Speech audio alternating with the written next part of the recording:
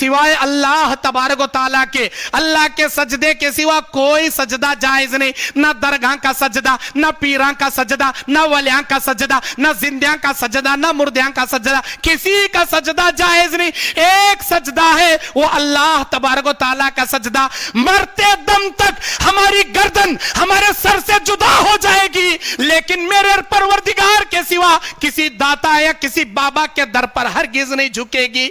यही तौहीद है। इसी तौहीद के साथ दुनिया से रुखसत होना है। इसी तौहीद परस इंसान को अल्लाह जन्नत देगा। जो हर दर पर झुकेगा, हर इंसान के सामने झुकेगा, हर दरख्तों के, हर दरगाह के, हर इंसान के, हर पीरों के सामने झुकेगा, इसी को अल्लाह ने शिरक कहा। कुरान सूरे यूसुफ आयत नंबर 106 106 आयत नंबर में अल्लाह कहता है, वमा युमिनु अक्सरुहुम बिल्लाहि इल्ला वहुम मुशरिकून। अक्सर कलमा पढ़ने वाले कलमा पढ़कर भी शिरक के काम करेंगे। कौन है भाईनो कलमा पढ़ को शिरक करने वाले? तो कौन?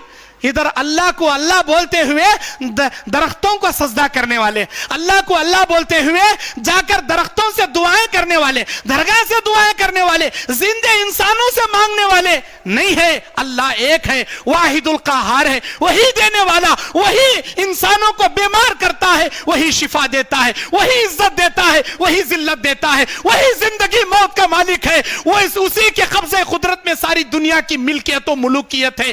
बादशाह भी वही बनाता है, फकीर भी वही बनाता है, गुनहगारों के गुनाहों को वही बख्शता है, उसके सिवा कोई नहीं बख्शता।